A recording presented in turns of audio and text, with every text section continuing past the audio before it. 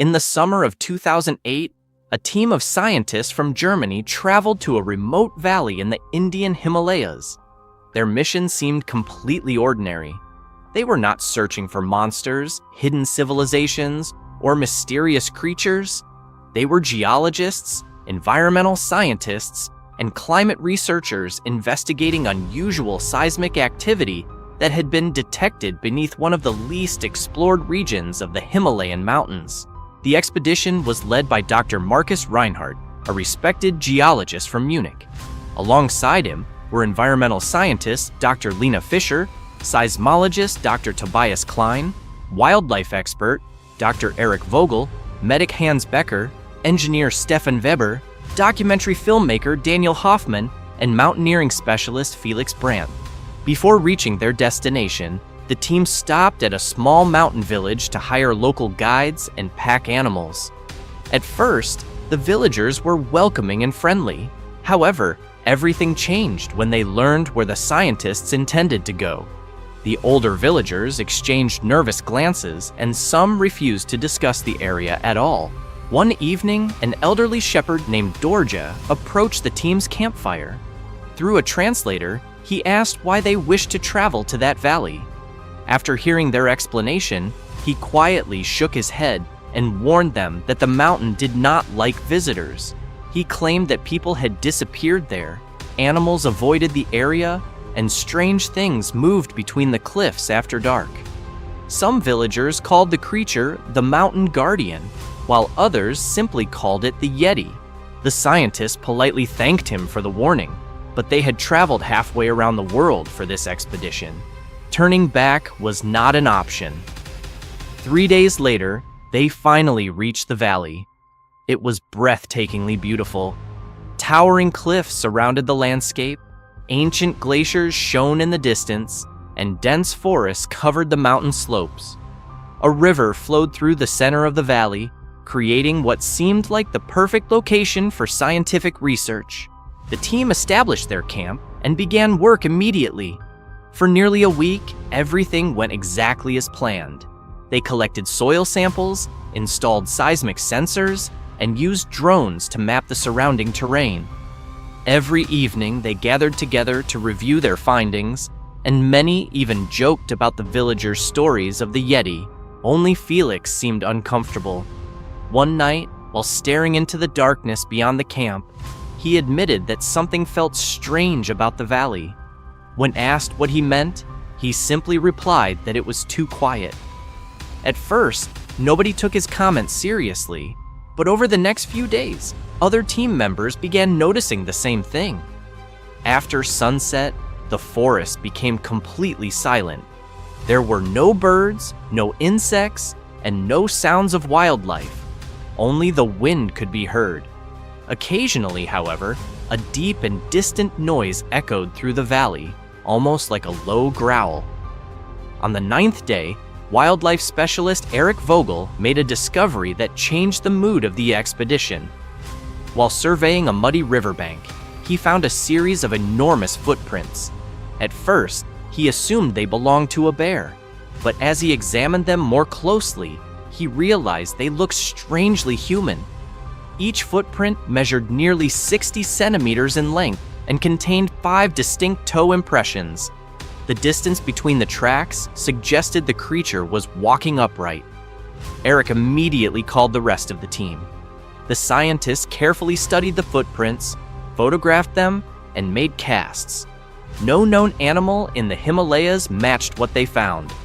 The tracks continued for several hundred meters before disappearing into rocky terrain.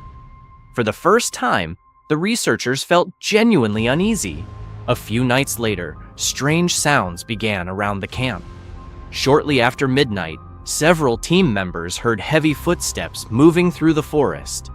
Whatever was making the noise sounded large and powerful. Yet every time someone left a tent to investigate, the sounds stopped. The following night, the same thing happened again. Daniel managed to record several seconds of audio, but experts later failed to identify the strange vocalizations captured in the recording. Sleep became increasingly difficult. Many team members reported feeling watched. Lena often thought she saw movement among the trees, but whenever she pointed a flashlight toward the area, nothing was there. As the days passed, tension continued to grow. One evening, Daniel was reviewing footage captured by one of the drones when he noticed something unusual. Near the edge of a forest clearing, a large dark figure briefly appeared on camera. The image lasted less than 2 seconds and was blurry, but it clearly seemed to be standing upright. Based on its size compared to nearby trees, the figure appeared to be more than 3 meters tall. That night, nobody slept comfortably.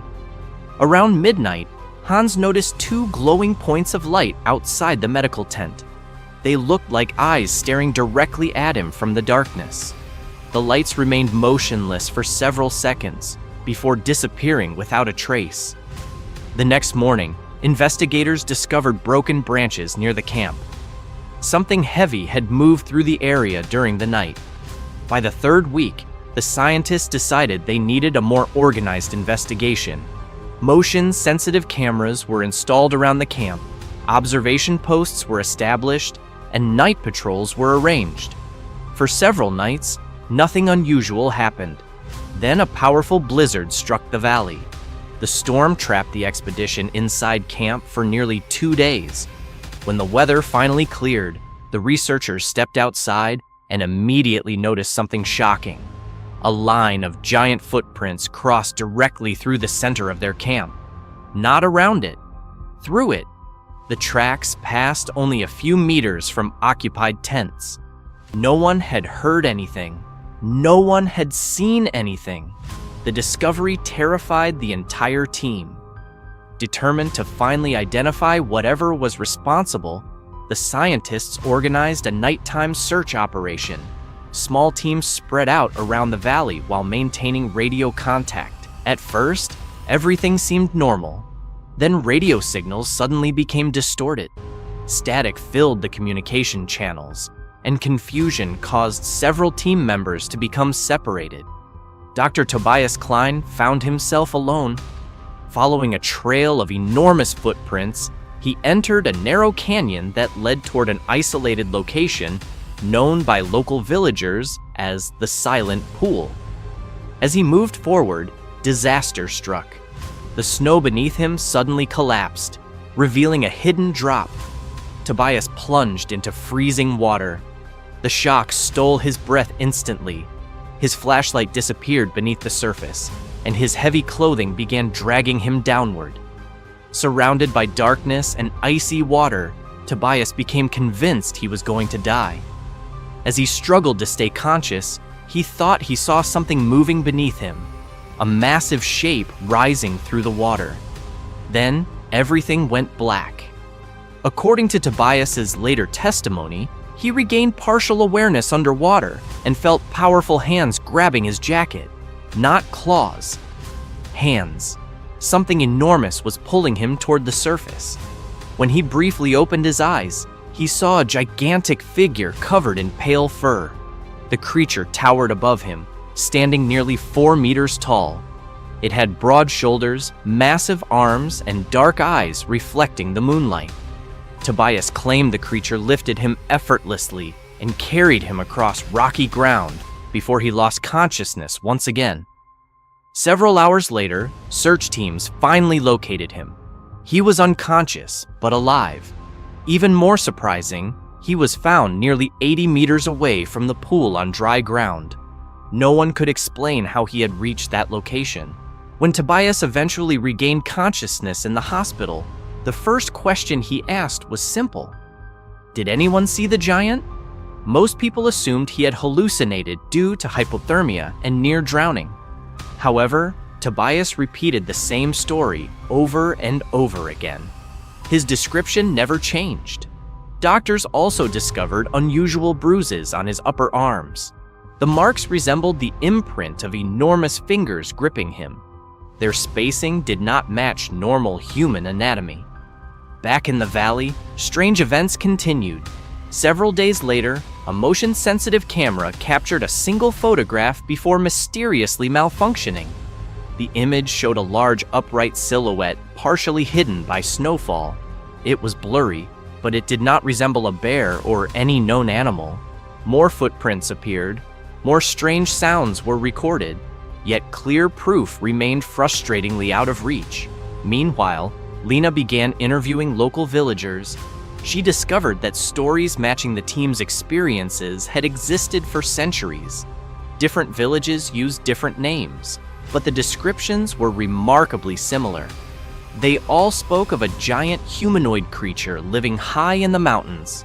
Interestingly, many legends described the being not as a monster, but as a guardian. One story told of a shepherd rescued during a blizzard by a giant fur-covered figure. Another described hunters saved after an avalanche. The similarities to Tobias's experience were impossible to ignore. Then came the expedition's final encounter. Late one night, Felix spotted a massive figure standing on a distant ridge overlooking the camp. He immediately alerted the others. Several team members witnessed it at the same time. The enormous silhouette remained motionless against the moonlit snow, silently watching the camp below. Although it was too far away for detailed observation, everyone agreed on one thing: the figure was far larger than any human. For nearly 30 seconds, it stood there. Then it turned and walked away. Its strides covered an incredible distance, and within moments, it disappeared into the darkness. The next morning, investigators climbed the ridge and found fresh footprints leading toward higher elevations. Eventually, the trail vanished among the glaciers. No further signs were ever discovered. Soon afterward, the expedition came to an end. Officially, severe weather conditions forced the scientists to leave. Unofficially, few wanted to remain in the valley any longer. They packed their equipment, collected their samples, and departed. No one returned with undeniable proof. There was no body, no DNA sample, and no clear photograph. Yet every member of the team left believing they had witnessed something extraordinary. Years later, several participants openly discussed their experiences. None claimed absolute certainty.